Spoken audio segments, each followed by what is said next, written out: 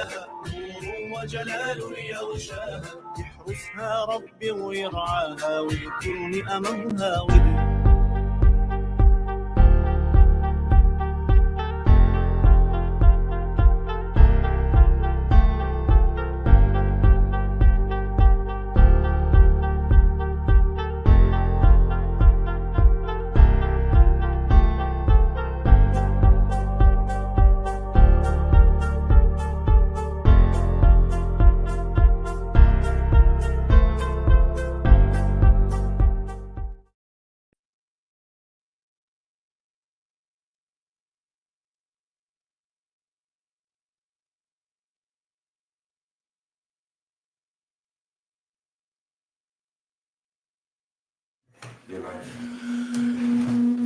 Good afternoon and welcome to Community Connect Show on Revive FM. This is your presenter, Dean Armand, and we're going back on familiar terms and familiar ground with a Back to Basics interview. And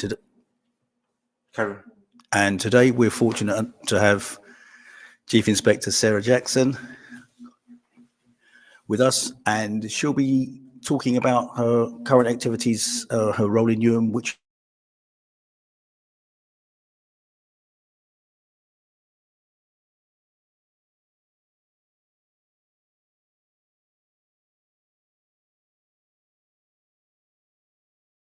so with no further ado.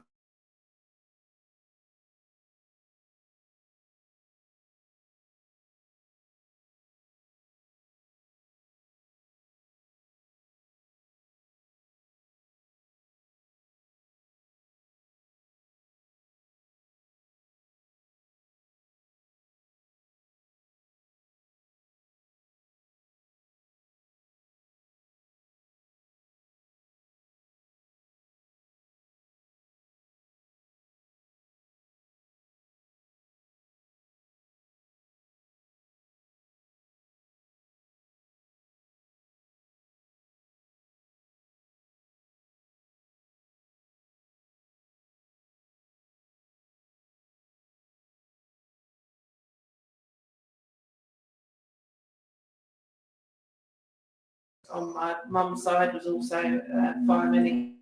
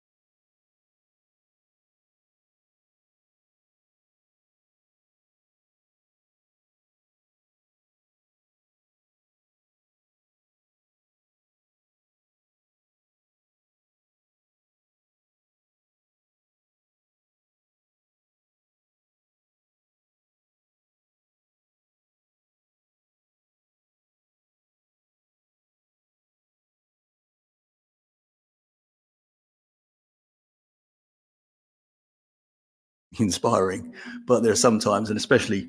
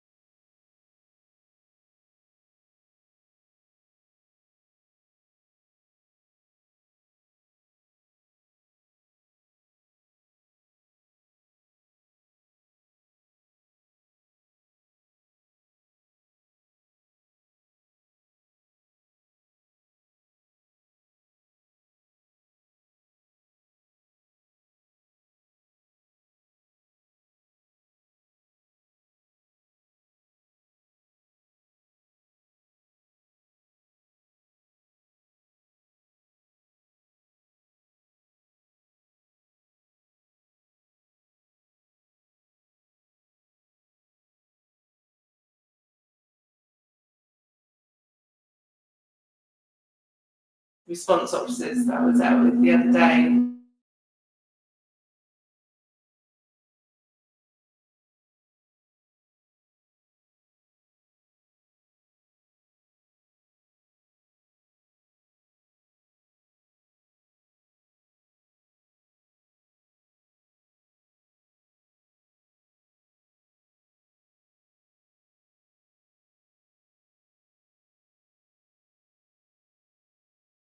Our equipment has changed dramatically in the last 24 years. What is the MDT? What does that stand for? Mobile data terminal. Right. So that's where your calls will come into. They'll display on the screen, and there's also a mapping system that will tell you where to go. And obviously, when I joined, you didn't have that. You had an A to Z. Yeah, there was no GPS. Yeah, no GPS. It was an A to Z. You had an A to Z and a highlighter.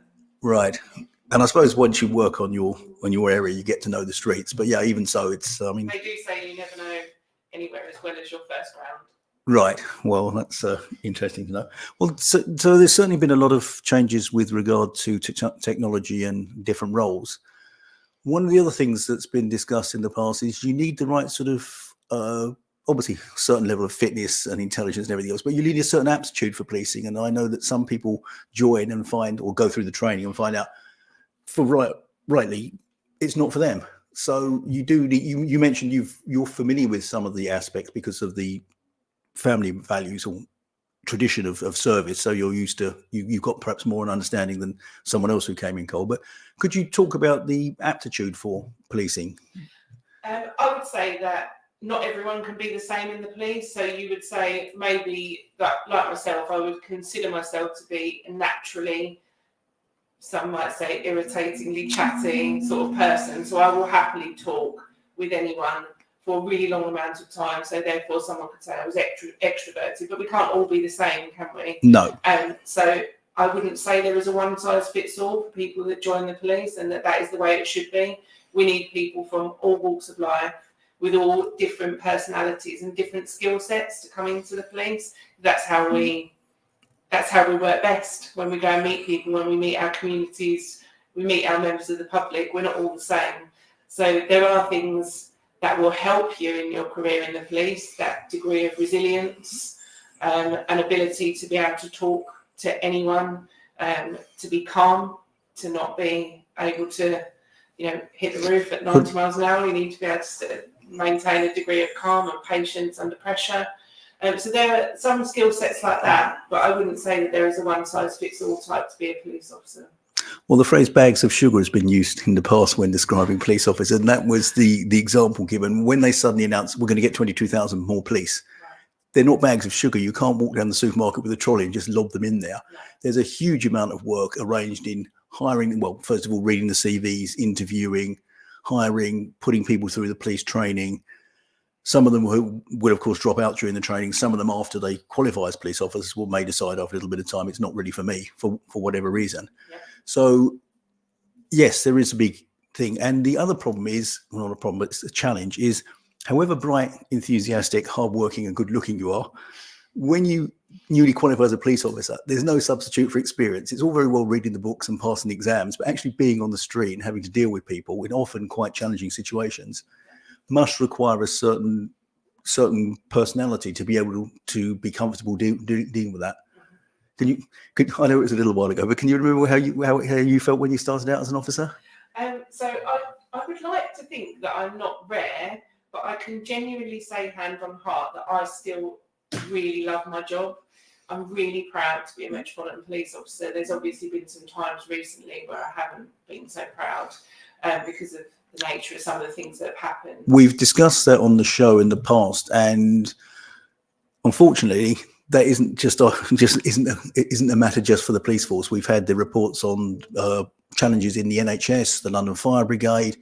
Sure. We don't have time to go into what's gone on in Parliament, but there are a lot of institutions that are facing quite challenging times and a crisis of confidence. And we're aware that Her Majesty's Inspector of Constabulary put the Metropolitan Police into the engage phase, where they still remain. And one key element there was regarding regaining the trust and confidence of the public. And this is where, in a way, that neighbourhood policing must play a very central role, because despite the great work done by the Met regarding counter-terrorism or cyber fraud and things, that doesn't really get the attention of the public. Most people tend to relate to what they see on the street and in their areas. And we'll come on to war panels in detail later on, but neighbourhood policing is now playing perhaps a much more prominent role than it did in the past. Yeah. Would you say that's a fair comment? Yes, absolutely. See, going back to what we were saying originally, I do still really love my job, and I particularly love neighbourhood policing. I started on response team, but within the first few years I've moved into working in neighbourhood policing, and it's even probably more important today as it was then. For the benefit of the listeners, could you explain what a response team does? A response team answers the calls, 999 calls. The 999 calls. Yeah, or calls that, even the non-urgent calls that come in from members of the public. So if you phone the police, the majority of the time it will be our colleagues on emergency response policing team that will answer your call. The neighbourhoods policing team will either support the response officers staffing up their team, or they will respond to the calls from members of the public on their ward. Right. And we've talked about changes in policing, one of which is, I know there was an outcry when the Metropolitan Police said they'd no longer be dealing with mental health issues because they said they're not qualified professionals and they aren't the people. But in the past, that would be something where someone was acting strangely. And we've had many officers describe how the job's changed, how they've now had training on how to assess these situations. It doesn't make them qualified mental health professionals.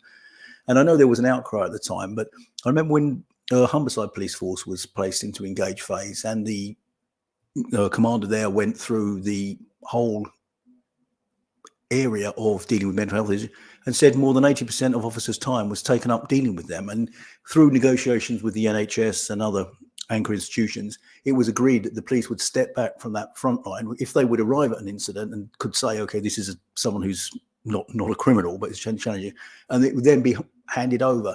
And I now understand the Met's gone down the same route there, that the Met officers are not qualified to deal with these individuals, and it really needs the support of other services like the NHS to step in and deal with it, because it was taking an inordinate amount of police time.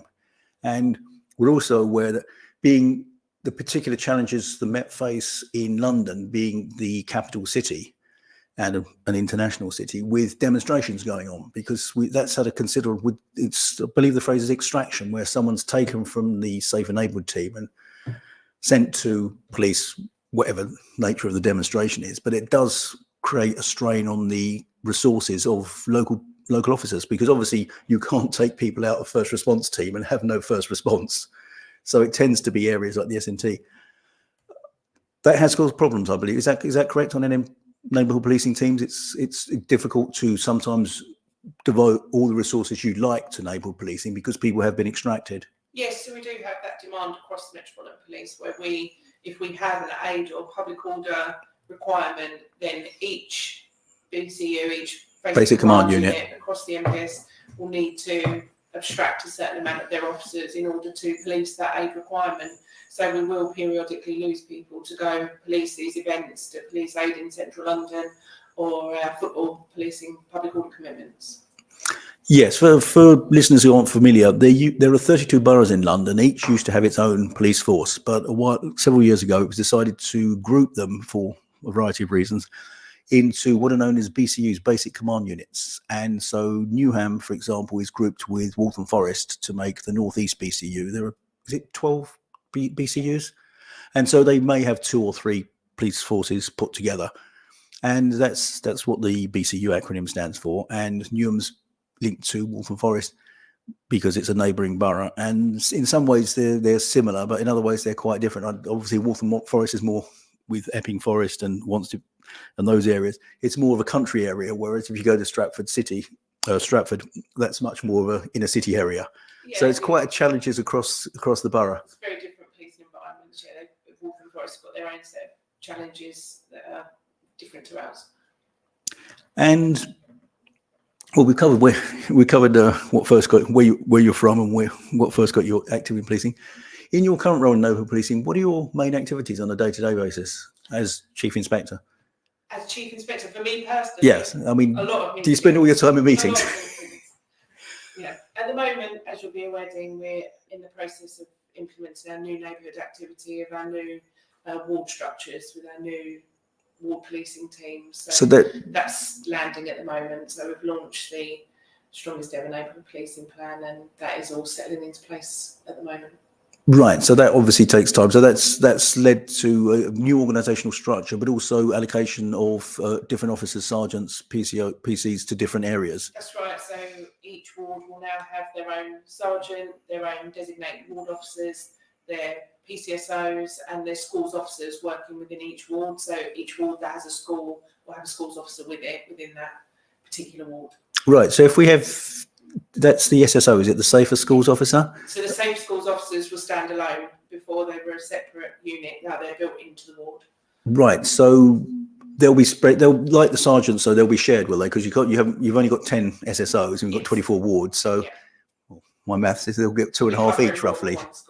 Yeah, that's good. And so, will they be coming to the ward panel meetings if they're integrated with the team? Yes, we would hope so. Great.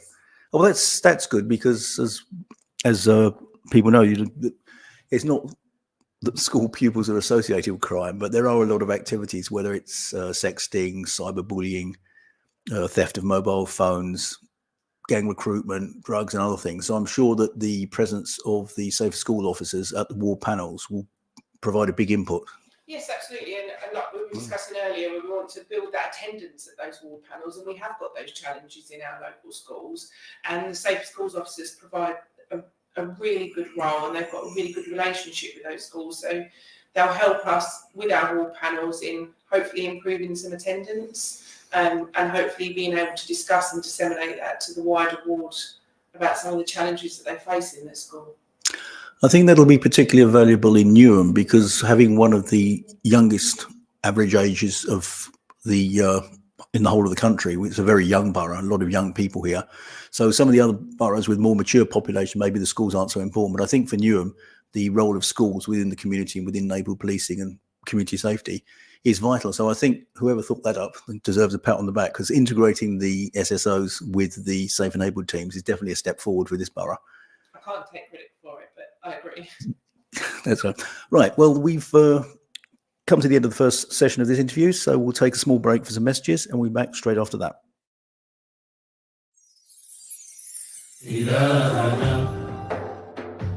Thinking about selling or letting your home? With Maxwell Estates, you don't need to look any further. Well established with over 15 years of experience, Maxwell Estates are specialists in residential sales and lettings. We manage over 200 properties in and around Northwest London, keeping our landlords and tenants updated with all the latest laws and legislations. Based in Edgware, our experienced specialist negotiators always ensure we maximize the full potential of your property. Call us now on 0208 952 0808 for a free no-obligation quotation, or visit our website www.maxwellestates.co.uk for further information. Maxwell Estates, the name you can trust. With UK Export Finance, I'm fulfilling more export orders from around the world with working capital support. Export insurance means I'll get paid when exporting to challenging markets. At UK Export Finance, we believe no viable UK export should fail for lack of finance or insurance. Between 2022 and 2023, we provided £6.5 billion of government-backed trade finance to support UK exports. Learn how we could help you win export contracts, fulfill orders, and get paid. Search UK Export Finance today. तकरीबन 60 million primary school जाने वाले बच्चे इस वक्त school में दाखिल नहीं हैं। मयारी तालीम की फराहमी से पसमानदा बच्चों को गुर्बत के मुसलसल चक्कर से बचने का मुसावी मौका मिल सकता है। इस रमजान आइए आपके ताउन से इस बात को यकीनी बनाएं कि हर बच्चे को मयारी तालीम हासिल करने का मौका मिलेगा। मिनहाज वेलफेयर फाउंडेशन के जरिए बच्चे की तालीम को स्पॉन्सर करें। बस हमारे मकामी दफ्तर 12 car road, Nelson, BB9 7JS पर तशरीफ लाएं। हमें 01282 723 455 पर कॉल करें या हमारी वेबसाइट www.minhajwelfare.org पर देखें। ताज़ा तरीन वीडियोस और अपडेट्स के लिए फेसबुक, इंस्टाग्राम और ट्विटर पर जुड़े रहें। Nikah, talaq, counseling on matrimonial disputes, Islamic wills, Islamic law of inheritance, or an Islamic verdict on any other issue. The Muslim Sharia Council is at your service. We provide official certification, and our experienced and highly qualified imams are available to provide you with guidance when needed.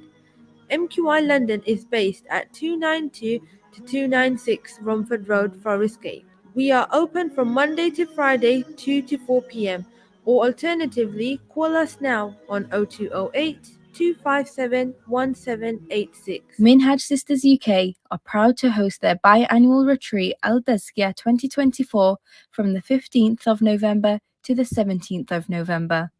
This year, the retreat will take place in Yarnfield Training and Conference Centre at Stoke-on-Trent. We are pleased to announce that we will be joined by Dr. Ghazala Hassan Qadri, President of Minhaj Women League UK, who will be our special guest for 3 days. Join us for an inspirational and fun-packed weekend. To find out more, please visit our website www.altazkiyah.com. Thinking of selling or letting your property? Need someone reliable to find the best prospect for your home? Well, look no further. Cameron Adams is here to take care of all your needs. Our professional and experienced team will guide you through the entire process and ensure you find the right client for your property. For a no obligation quotation, contact us now on 0208 558 2000. That's 0208 558 2000. Or visit us at 30 Church Lane in Leytonstone. Cameron Adams, always at your service. Revive FM 94.0 on the radio, on your mobile, and online. And welcome back to the Community Connect show. And I'm here, your host, Dean Almond, with Chief Inspector Sarah Jackson. And just before the break, we were talking about her role as Chief Inspector, which seems to be mainly meetings. But when you were working on a Safe Neighbourhood team before, what does that involve? So the day-to-day life of Safe Neighbourhoods at the moment is really challenging for Safe Neighbourhoods officers. We've got huge public order demands in central London, so a lot of the time of neighbourhoods they are abstracted to support our colleagues in the emergency response policing team. Their day-to-day role within the ward is to work off the priorities that ward has got. So they should have a set of 3 clear priorities that the ward will have, as you know, and they will have a policing plan in place as to how to go about tackling that with their patrols around the ward, whether that be high visibility reassurance, their daily uniform patrols, or whether they have a plainclothes policing operation in place to tackle some of the policing priorities that they have in their area. So that will be their day-to-day plan, tackling that crime that is most important to the members of the community where they live. When the ward panel meets, they set, which is normally every 3 months, they set 3 priorities for the ward. Number 1 will normally involve violent crime of whichever nature, whether it's violence against women and girls or other types. And then the other 2 will be set by the neighbourhood, the ward panel at the meeting with the Safer Neighbourhoods team. So they'll select 2 areas, and obviously that will vary depending on the nature of the ward. It's interesting you mentioned about the walking around in the areas, because people have asked, why do the size of the wards vary so much? And we understand that's set by the Electoral Commission, who create the wards, and the idea is to create a similar number of people in each of the wards to make them equal and fair and representative. But it does mean that places that are like Beckton ward, for example, in Newham, it's huge because it's got very few people there, because a lot of it is highly industrial.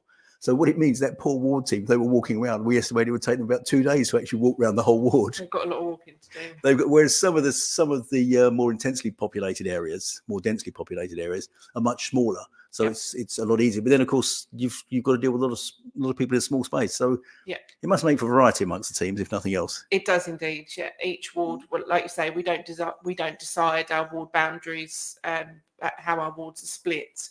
It's reflective of population and often the subsequent crime that comes with that population. So, we don't decide those. Yeah, and we mentioned earlier the differences in policing issues, concerns, challenges between Waltham Forest and Newham. But even within Newham itself, you've got some areas like Stratford, for example, which is not just a ward, but it's got the Olympic Park there. It's got Westfield Shopping Centre, which obviously attracts a certain type of criminality, whether it's pickpockets or shoplifters or whatever else.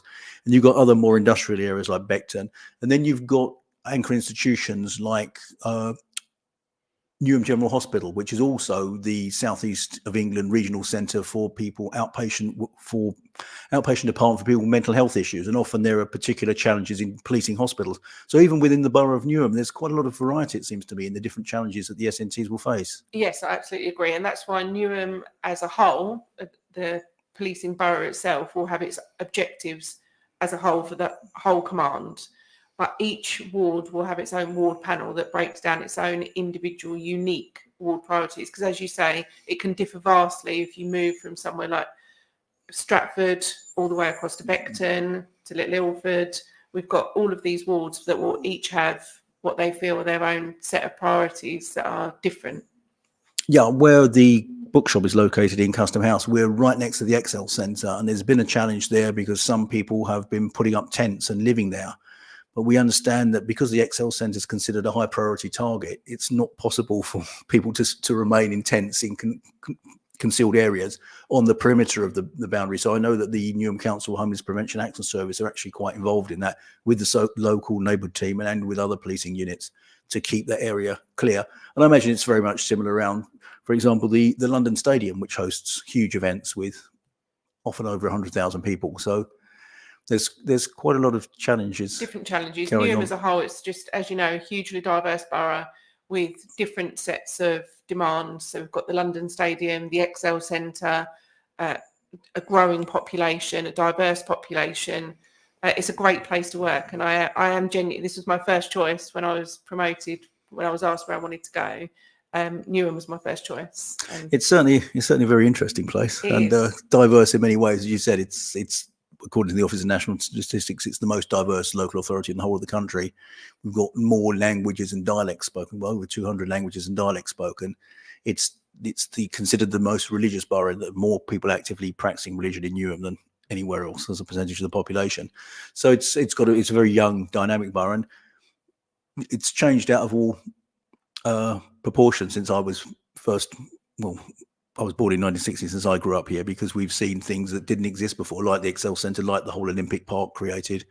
We've seen huge transition with going from a 92% white population, many of them working in heavy industry, either in the Stratford railway yards, which are the biggest in Europe, or working down in the docks, both of which have gone, and now new things are coming. Along the way, we've picked up our own airport, which is quite unusual for a London borough. Yeah. And policing around the airport, especially with the demonstrations we've had in the past where people have got into the airport and erected metal obstructions on the runways and glued or chained themselves to it. So that's another challenge for policing in the area, having an international airport there. Yep, absolutely. We've got our own, so Newham officers that work within the BCU do not police the city airport. That's policed by our colleagues in aviation policing. So they'll police that, but any day-to-day calls that might be happening on the periphery would be attended by ourselves. If we had any aid requirement there, for example, Just Stop Oil or any separate aid surplus, then that would be policed by a resourced aid commitment. People have pointed out that a lot of these demonstrations are weather related, i.e. people tend not to go out and glue themselves to things or do things when it's cold or wet or unpleasant. True. So the summer must bring more challenges or different challenges from the winter months. So the police as a whole will each command throughout the MPS will have its own separate summer policing plan, because quite rightly we do have extra challenges during the summer months, more people out on the street, more aid. Yeah. And obviously we have school holidays, a lot more people out on the streets. So yeah, we do have our own bespoke policing plans per ward, per command unit. And I understand that after the ward panels have set the 3 priorities, and when they meet normally around every 3 months, sometimes sooner if it's necessary, there is in between, to monitor the performance of the police, there's a survey done. Is that correct?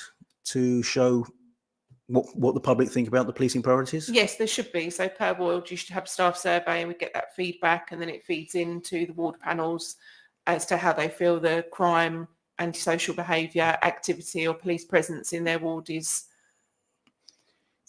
progressing. Yeah, it's progressing. Yeah, we have discussed on quite a few occasions here in the Behind the Badge series the difference between actual crime stats and people's perception of crime. And often they seem wildly different. I mean, in fact, crime actually has been falling in the UK for several years, but that's not always acknowledged. Well, absolutely. And that's why we should really, when we hold our ward panels, and it's the police responsibility to bring the accurate crime data so that we can show our communities, show our members of the public that come to our ward panel what the actual facts are with reported crime statistics. Because if you're living there, you're experiencing it, what you will see where you live might feel impactive and hugely important to you, but as a reflection of crime across that ward, is it the priority as opposed to the priority that's affecting individuals? And that's why we bring that data to the ward panels to show that antisocial behaviour might be impactive and it's affecting you in your day-to-day life where you live, but actually the crime priority, for example, could be something as in violence or burglary or robbery. That could be the priority, but it's just not something that's affecting you on a day-to-day basis. So we need to bring that to show our ward panels what really is impacting. One of the questions I get asked from a lot of people is, how do I find out which ward I'm in? So what we normally say to people is, if you go onto the Newham Council website or just put in your search engine, Google, for example, Newham councillors, it will pop up to the website and you can click on the councillors and committees option. And then if you click on find your councillor, you can just enter your postcode and it will tell you which ward you're in. And so once you know the ward you're in, if you just search for the Metropolitan Police Service, your area, Newham, it pops up and it lists all the 24 wards there. And of course, now you know which ward you live in or work in or study in, then you can just click on that and that will take you through to the Metropolitan Police website. And that's really a real gold mine of information about neighbourhood policing. You can find out who's on the Safer Neighbourhoods team. And it's got some of the crime statistics you mentioned. And I was helping someone only yesterday. It listed all the crimes in the area, 212. And then if you collect the right options, you can break them down into different types, whether it's burglary, theft of vehicles, theft from vehicles, assault, etc., etc. So for those who are interested, it's really possible to, before you even come to the ward panel meeting, to get quite a good insight into what lists the three priorities, as you mentioned, Chief Inspector. And it gives people a chance to prepare before the meeting. So instead of just saying, well, can you tell me what's happening? It's a much more interactive and proactive approach. And it saves the Safer Neighbourhood team going through the basics. All this happened here and this happened there. When people have had a chance to brush up on what's going on before, they can ask much more in-depth and much more detailed questions, which the Safer Neighbourhood teams, for example, there was a question in the Beckton ward about the theft of mobile phones by people on bikes. And the ward sergeant was able to say that had been initiated as a priority. It was a thing. And they showed the little map with the dots on how many there were in the previous quarter. And then it absolutely plummeted the following quarter. The sergeant explained that resources had been set as a priority, resources were allocated, and they'd been very effective. It was actually only 2 or 3 individuals involved in that case. Is that often the case that it could be just 2 or 3 individuals having quite a significant involvement with large numbers of crimes? Yes. Definitely, you can have effectively a crime spree, and if you manage to target your resources effectively and detain those offenders, then you can completely eradicate that crime type in that particular area if you manage to isolate those suspects. That's quite interesting. And I know there are particular challenges. I mean, I know that East Ham is a challenge, and you mentioned earlier about the aviation police at the airport. And am I correct in saying that at the train stations, it's British Transport Police who are responsible rather than the Safer Neighbourhoods team? So if you're talking about within the train station, yes, it'll be British Transport Police that police those train stations and underground stations throughout London. Right. So we've got quite a lot of different groups in. Where there was a particular problem in the south of the borough because of the road layout there with road racing. And I understand that a specialist unit was brought in to address that, and it was dealt with quite effectively. In what particular? That was in the south of the borough, in the industrial areas around Beckton and East Ham. There were people driving. They were coming all over southeast of England for road races. Oh, I see. It was a bit like Fast and Furious, the films. Right. Yeah. So obviously I've only been at Newham for the last 7 weeks, but I can say from experience that I used to be the ward sergeant for Mayfair and St James a few years ago now. But we experienced the same problems in the West End. There would be set activities where people would bring fast cars, supercars, which would cause disruption, and they would do similar things. They were road racing. I wasn't alone. Many listeners afterwards commented they were quite shocked at the powers that the police had with vehicles being used for street racing. They can be identified, obviously, in number plate recognition. An order can be put out against the vehicle, and it can be actually confiscated and destroyed. Yeah, so we would utilise those powers to confiscate the vehicle, or you can put in a public spaces protection order. PSPO. Exactly. And those powers that we have are really effective. If you've got the right team in place, which it sounds like you have, they have managed to eradicate that problem. Just for my benefit and for the benefit of listeners, what exactly is a public space protection order, a PSPO? So where you have activities that are antisocial, so things like you can put a PSPO in places where there are drinking or other antisocial types of behaviour, and that would include things like you mentioned, the road races or disruptive cars that either cause noise or danger.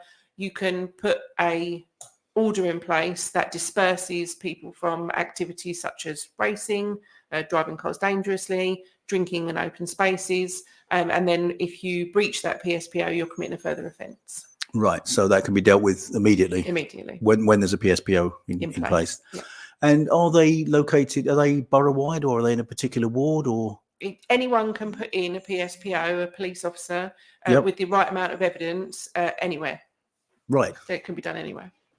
Oh, well, that's another tool in the armory. Right, we're just going to take us another break now for some messages, and we'll be back straight after that.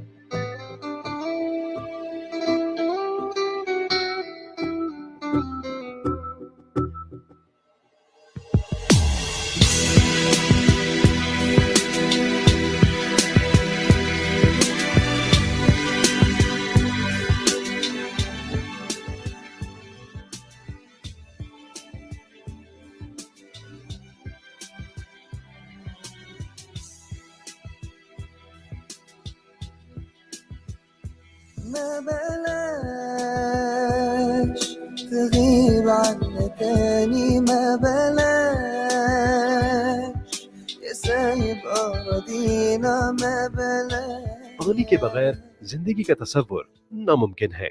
दुनिया भर में तकरीबन 2 अरब से ज्यादा लोग ऐसे हैं जिनको पीने का साफ और महफूज पानी मुयस्सर नहीं। रोजमर्रा के इस्तेमाल के साथ साथ पीने के लिए इन्हें आलूदा पानी पर इन्हिसार करना पड़ता है, जिसकी वजह से बच्चे या बड़े सब मुख्तलिफ बीमारियों का शिकार हो जाते हैं जो अक्सर जानलेवा साबित होती हैं। इस रमजान मुबारक मिनहाज वेलफेयर फाउंडेशन की वाटर फॉर ऑल अपील का हिस्सा बनिए। आप सिर्फ 180 पाउंड से एक छोटा हैंडपंप नस्ब कर सकते हैं जो 15 खानदानों को साफ पानी उनकी दहलीज पर मुहैया करते हैं। नस्बशुदा हैंडपंप की रिपोर्ट और दीगर तफसीलात डोनर को मुहैया कर दी जाती हैं ताकि वो जान सके कि उनकी अमानत हकदारों तक मुहैया कर दी गई है। मिनहाज वेलफेयर फाउंडेशन को अपनी ज़कात, सदका या खैराती अतियात देने के लिए अपने मकामी MWF office 12 car road, Nelson, BB9 7JS तशरीफ लाएं। हमें 01282 723 455 पर कॉल करें या हमारी वेबसाइट www.minhajwelfare.org पर देखें। ताज़ा तरीन वीडियोस और अपडेट्स के लिए फेसबुक, Instagram और Twitter पर जुड़े रहें। Thinking of selling or letting your property? Need someone reliable to find the best prospect for your home? Well, look no further. Cameron Adams is here to take care of all your needs. Our professional and experienced team will guide you through the entire process and ensure you find the right client for your property. For a no-obligation quotation, contact us now on 0208 558 2000. That's 0208 558 2000. Or visit us at 30 Church Lane in Leytonstone. Cameron Adams, always at your service. Thinking about selling or letting your home? With Maxwell Estates, you don't need to look any further. Well established with over 15 years of experience, Maxwell Estates are specialists in residential sales and lettings. We manage over 200 properties in and around Northwest London, keeping our landlords and tenants updated with all the latest laws and legislations. Based in Edgware, our experienced specialist negotiators always ensure we maximize the full potential of your property. Call us now on 0208 952 0808 for a free no obligation quotation, or visit our website www.maxwellestates.co.uk for further information. Maxwell Estates, the name you can trust. Minhaj Sisters UK are proud to host their biannual retreat Al Tazkiyah 2024 from the 15th of November to the 17th of November. This year, the retreat will take place in Yarnfield Training and Conference Centre at Stoke-on-Trent. We are pleased to announce that we will be joined by Dr. Ghazala Hassan Qadri, President of Minhaj Women League UK, who will be our special guest for 3 days. Join us for an inspirational and fun-packed weekend. To find out more, please visit our website www.altazkiyah.com. With UK Export Finance, I'm fulfilling more export orders from around the world with working capital support. Export insurance means I'll get paid when exporting to challenging markets. At UK Export Finance, we believe no viable UK export should fail for lack of finance or insurance. Between 2022 and 2023, we provided £6.5 billion of government-backed trade finance to support UK exports. Learn how we could help you win export contracts, fulfill orders, and get paid. Search UK Export Finance today. Nikah, talaq, counseling on matrimonial disputes, Islamic wills, Islamic law of inheritance, or an Islamic verdict on any other issue. The Muslim Sharia Council is at your service. We provide official certification, and our experienced and highly qualified imams are available to provide you with guidance when needed. MQI London is based at 292 to 296 Romford Road, Forest Gate. We are open from Monday to Friday, 2 to 4 p.m.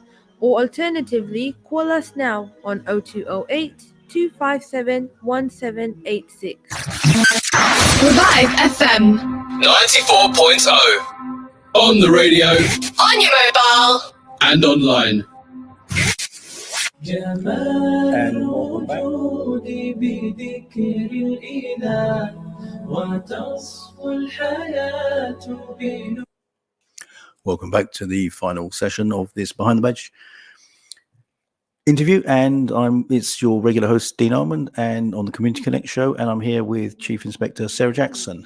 And on the final stage of the show, we'd just like to talk about some of the activities going on, and one of the topics that's become quite interesting in Newham is the live facial recognition. Could you tell us a little bit more about that, Inspector? Chief Inspector. LFR, live facial recognition, should be launching in Newham in the month of July.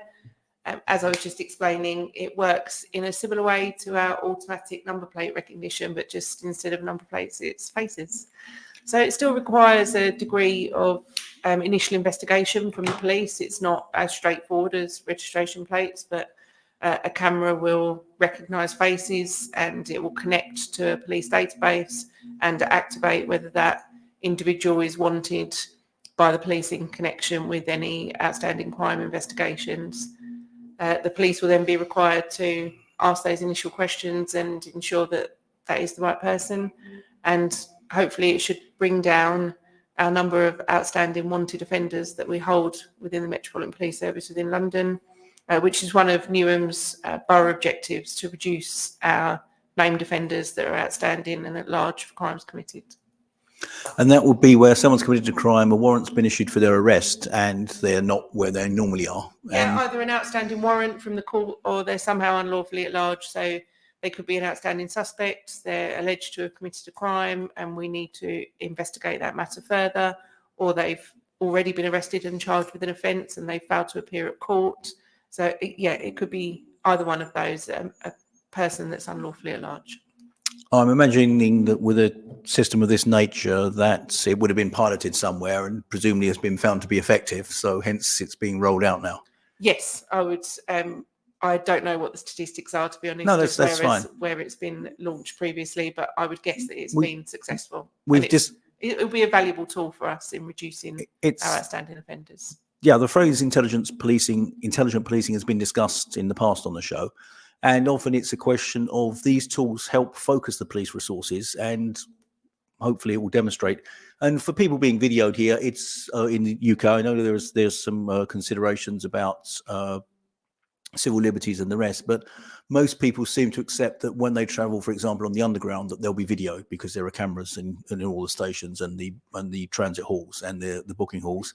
Also, supermarkets now, almost every supermarket at the checkout will have cameras, and they have facial recognition for the people making their purchases in the supermarket. And as you walk around the supermarkets, bar the toilets, there are cameras all over the place.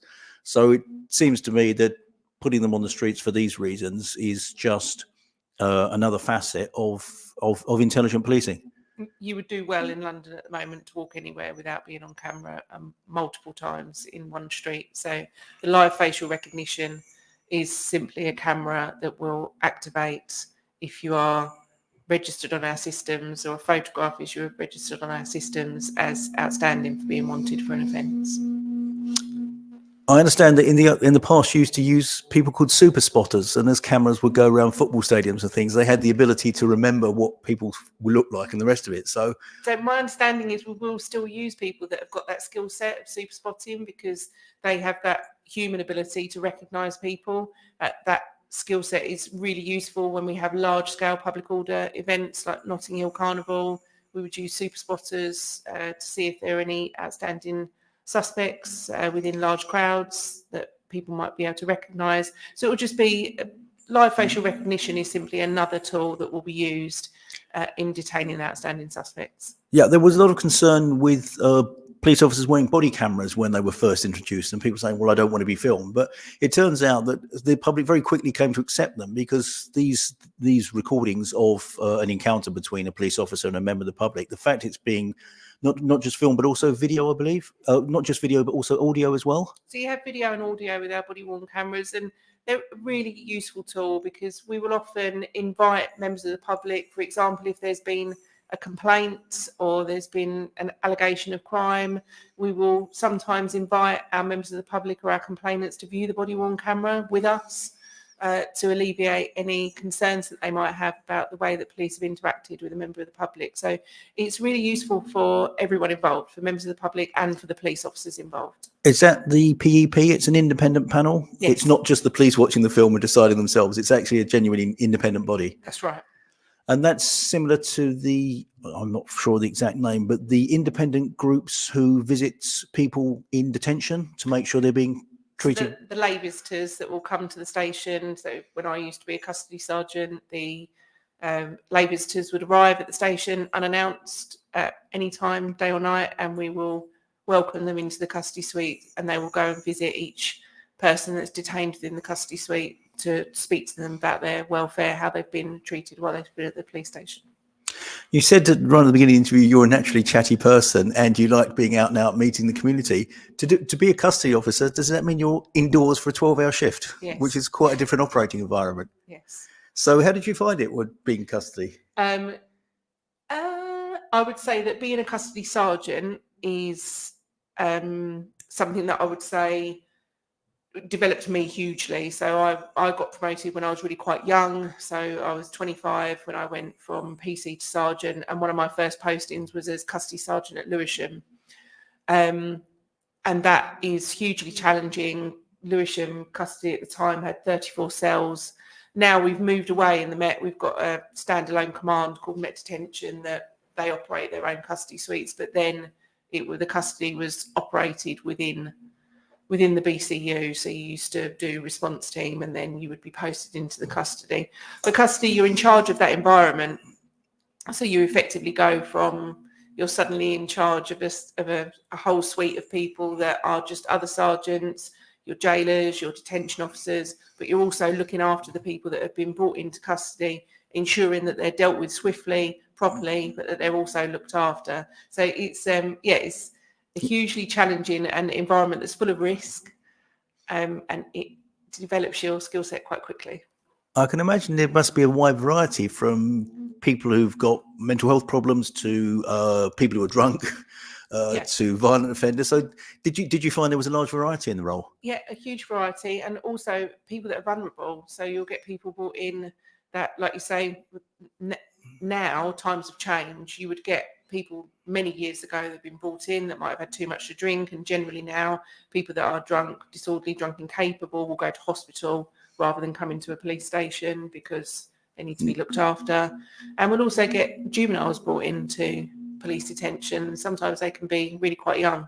they need appropriate adults, or you get people brought into custody that might need mental health assessments. So working in a custody environment is really challenging, huge amount of risk, and we've got support measures in place now. So you would have previously had just a doctor and FME that would have come to the custody once or twice throughout the night. Now you've got healthcare professionals that are based within the custody suite that are there all the time, and you've also got the liaison and diversion staff that are there to deal with people that have drug or alcohol problems. And we look at not just the here and now of whether they're under the influence, but whether they've got any issues long term that they need support with, and how can we support them long term with their addictions. We mentioned the diversity in Newham, which isn't the case if you're policing, for example, in Norfolk or somewhere like that. One of them must be language. Is there a big demand for translators for people who struggle with the language? Yes, there always is. So we will either utilise language lines, so we'll use a telephone system where we can speak to our interpreters over the telephone, but obviously where we're doing things like prolonged interviews, we'll get the interpreter to come to the station to support us with that, with any written translation or interview that we need. Right, so that's the diversity of Newham coming up. So apart from live facial recognition, are there any other things that people need to be aware of? I understand that the Met runs several different schemes. Is it correct that you can arrange to go on foot patrol and walk around with safe enabled teams? Yes, I believe there is a ride along scheme, but I'll have to get back to you on as to how you submit for that. But that is possible. Where you'd sit with in a police car with a unit and get to come out and see what we as police officers in Newham do on day to day. That sounds interesting. So we'll get the details and share them with listeners who might be interested involved in that. You mentioned young people earlier, and I understand Newham Police run a cadet scheme. Could you tell us a little bit about that? My understanding is that it's one of the most successful in the country. So our cadets, our police volunteer cadets, there are a good couple of hundred of them now, I think. Hundreds, right. I think that there's a lot of them. We've got a fantastic sergeant, fantastic PC, John Beach, that runs them as well. Really valuable asset. They do a huge amount for us out in the community, and I'm really proud of them. So yeah, they're a great team. Yeah, I had the pleasure of meeting some of them at the Plasdo Communications, Plasdo Community Conversation, and they were charming. They were lovely to meet, and it was really interesting talking to them. So we'll find out more about that scheme, and we'll be promoting that in the future for people who'd like to learn more about that. We've had very good feedback and quite a lot of interest when I've mentioned it to people, saying that they'd like to know more. Yeah, we are looking to sort of integrate them into our ward panels as well to make sure that we have that youth voice in our ward panels. So we're looking to build that in too. Well, that would be great, because having the Safer Schools officers involved, as well as the young people from the cadets, that will be something. And as I mentioned in the previous show, one of the things the Custom House Bookshop does, being an inclusive community bookshop, is we're promoting a scheme during the summer called Tacos with Teens, where we'll be having young people coming around with tacos, and I've been told that it will be possible for police officers to attend, ward counsellors and other people from different anchor institutions, just in an informal manner, because we all know if you ask young people, would you like to come along to a presentation about community safety, or they're unlikely to do it. If you say there's free tacos and you might get to chat with someone, we're more likely to get a take up. Yeah. So once again, time's run away with us, so we'll be drawing this interview to an end. So I'd just like to say thank you very much to Chief Inspector Sarah Jackson. Lots of topics raised, lots of things to follow up on, some action points. So we'll be in contact with you soon. So that's the end of this Behind the Badge session, and we hope to have the next one quite soon. Thank you.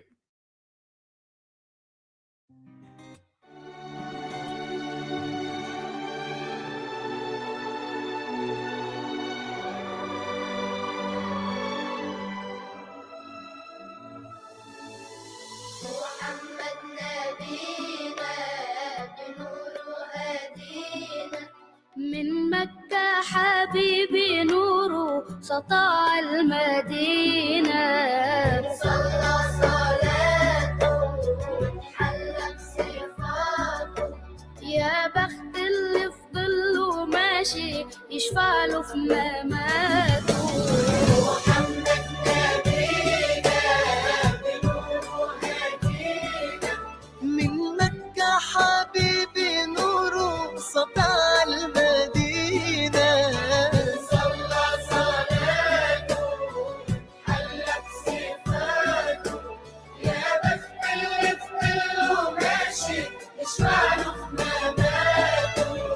يا إمامنا يا أمين يا سند للمسلمين يا حبيبي يا محمد يا ابن عبد الله تمت الرسالة تمام والحبيب مسك الختام طول حياتي وفي صلاتي بدعى أصلي وراه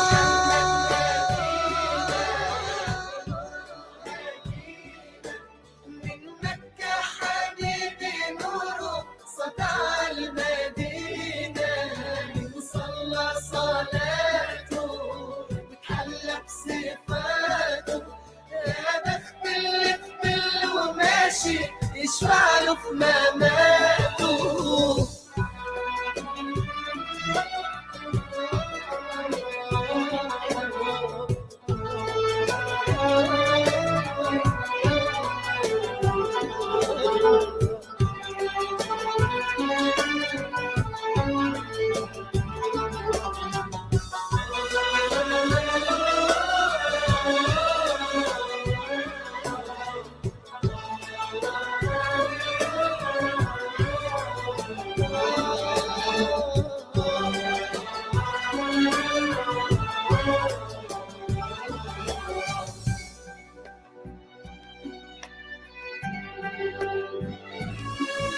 من أول يوم في عمري سمعت أبويا